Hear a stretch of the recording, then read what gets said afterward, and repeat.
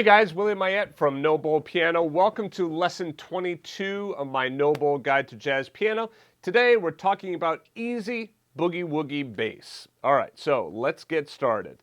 So today we're going to be switching styles. So now in my 6 pillars of jazz piano, you know we have rhythm, progression, voicings, improvisation, accompaniment, but then also style.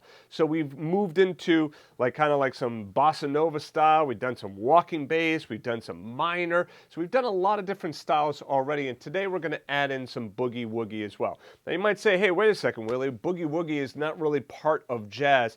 Yeah, but it's improvisational, and that's what we're really talking about when we're talking about jazz. And then when we are talking about jazz, we also need to understand that jazz musicians need to be adept at moving into multiple styles. You just can't play swing, walking bass all of the time. And sometimes there are times when a boogie-woogie is required. So it's good to know it. All right, so we're going to learn how to do a simple boogie-woogie bass pattern. We're going to add the chords in the right hand. Let's get started. So this is it, right? That's your pattern right there. There are ways in which we can start to make this a little bit more complicated as well, okay, which we will talk about in the next lesson. All right, I'll give you some other added stuff on to that, okay? But for right now, we just want to start with a very simple pattern, okay? And it's this. Now, you could go 1 and 5, and a lot of players do this, 1, 5, 1, 5, 1, 5. Now, the only thing I don't like about this 1, 5, 1, 5, 1, 5 is that it's not very pianistic in that, you know, a lot of times we wouldn't just play the same fingering on all these 3 notes. A lot of times we do 1 and 2, 1 and 5, and then 1 and 5, okay? That's a little bit, I find it to be a little bit easier for my hands, but if your hands, you know, you feel better playing 1 and 5, then do 1 and 5, okay? I'm going to do 1 and 2, 1 and 5, 1 and 5, 1 and 5, then 1 and 2, okay? All right, so that's the first measure. Next measure. Now, what's going on here? It's playing a C7 chord, right? We're playing obviously the 5th, and then we go up to the root in the 6th, and then the root in the flatted 7th. And what's interesting about this is the theory behind this is really kind of a passing chord in it. It's really kind of going from a C to almost like an F back to a C. It almost has even a gospel aspect to it as well, that 1, 4, 1, okay? So this pattern in here, you can look at this as kind of like an F chord with C in the bass, and then going back to C7, or you could just look at it simply as the root in the 5th, the root in the 6th, the root in the flatted 7th, okay? But the reason I say to think about the F in here is because we could do things like move from our C to our F back to the C. See how we could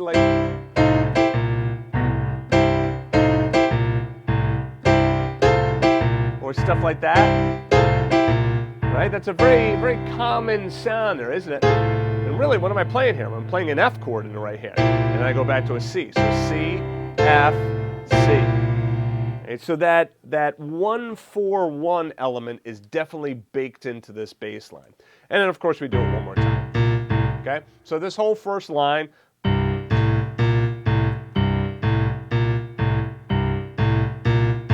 Right? Got it? And then obviously we do it one more time until we finally go to F. Same thing. 1 and 5, 1 and 5, 1 and 5. Or 1 and 2, and then 1 and 5. Back to the C.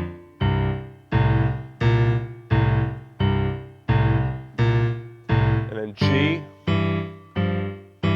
C, F. C. C. And then finally end on the C. Okay?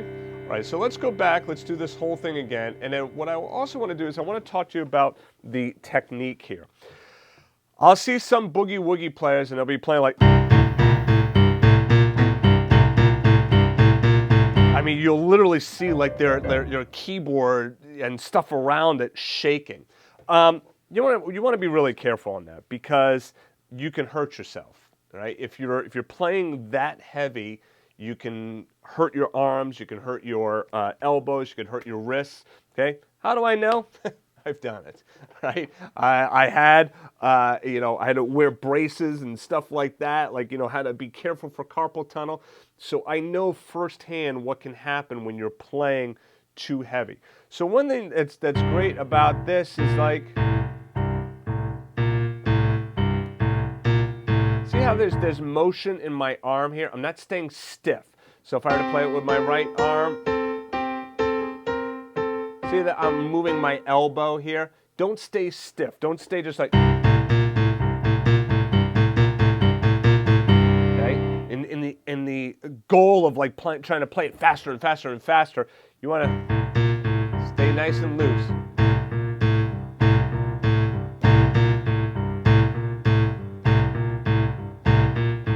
See that motion I got going on in my wrist?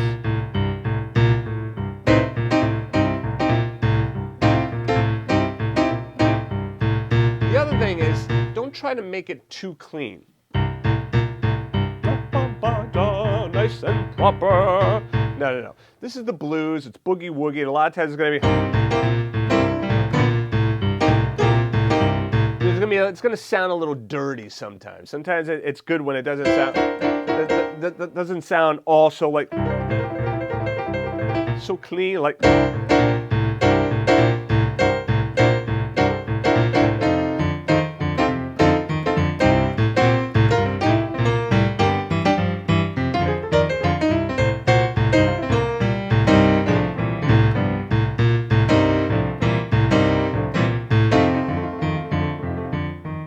So, left hand, keep it loose, keep it moving, okay? Don't go crazy, obviously, but just stay loose and move that wrist around, and don't get too stiff there in the left hand, all right? Let's go through the entire bass line in the left hand together, nice and slow. 1, 2, ready, go.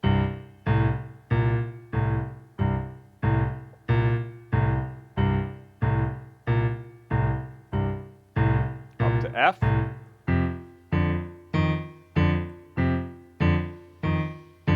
Back to C. Up to G. Back down to F. To C.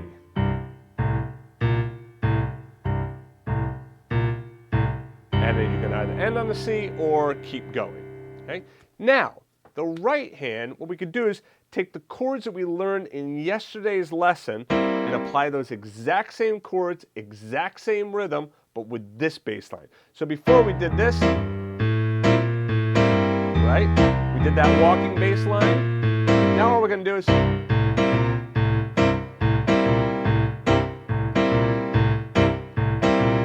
and we go to F.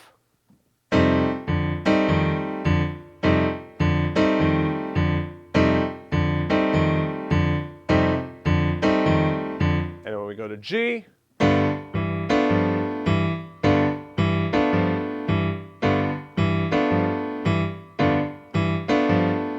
so let's go through all of those chords again, okay? Let's go through C.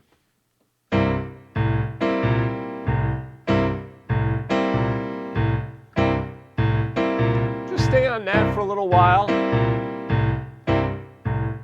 Start to speed it up.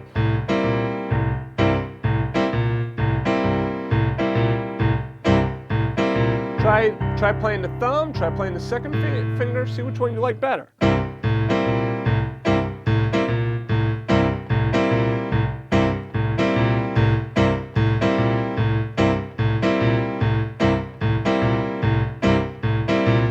When you feel comfortable, move to the F.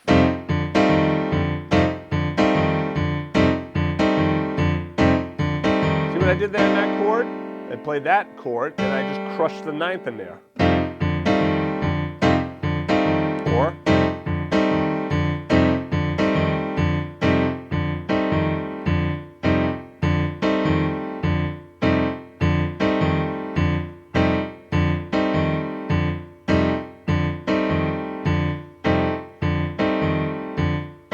and then finally the G, or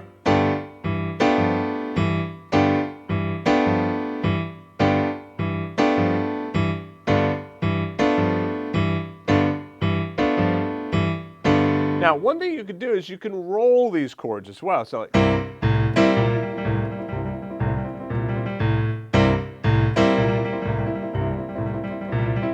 F, back to the C, G, F, C.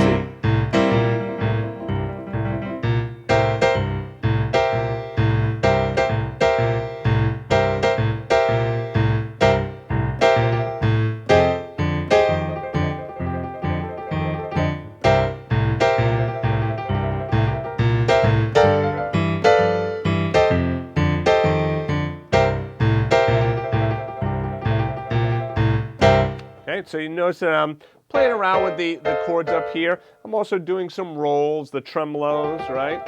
And I'm also playing around with the rhythm. Now, if I start to speed this up,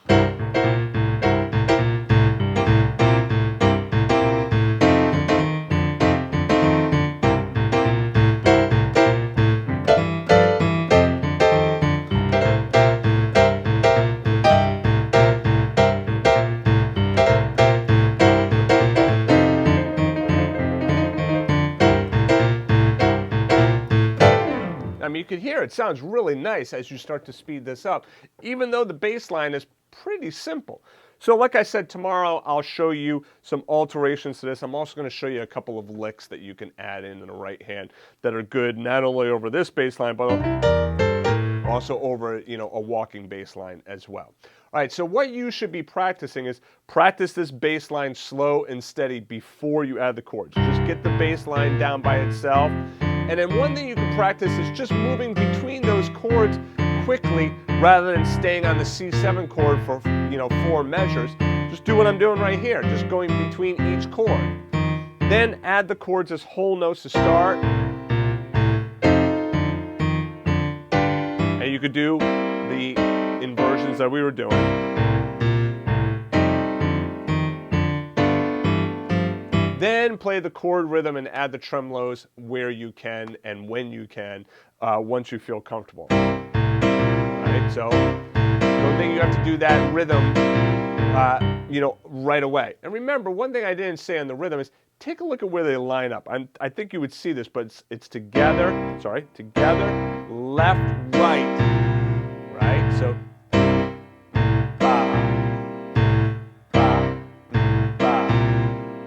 Together, right.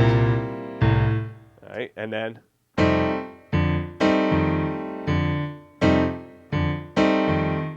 the G.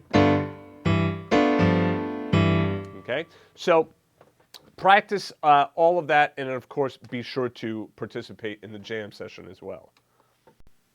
Thanks for joining me in today's lesson. If you're watching this video on YouTube and you'd like to get the resources, just follow the link right below this video and you can grab those resources. Now, right now I have a special going on for April, for the month of April 2020, okay? You can get access to my No Bowl piano membership and get all of the resources, the backing tracks, the iReal Pro tracks, and all of the lessons. Watch them as much as you want, and it's only $9.95 a month paid annually. Just go ahead and, again, follow the link right below this video. If you'd like to participate in the jam, check out that video. It's part of the playlist. And then just go right over to our Facebook group, No Bowl Piano, and go ahead and sign up there. You'll see all are welcome to join. It doesn't matter if you're a member, it doesn't matter if you're a beginner, it doesn't matter if you're a seasoned professional. All are welcome to join and share their playing. It's a great way of staying accountable, of getting feedback, and just putting yourself out there and putting out some art and beauty into the world. So I suggest that you do it. And then, of course, if you like the video and you're on YouTube, please hit the like button, and also please subscribe and turn on notifications so that you know when I come out with new videos. That's it for me. Thanks a lot, guys, and I'll see you in the next lesson.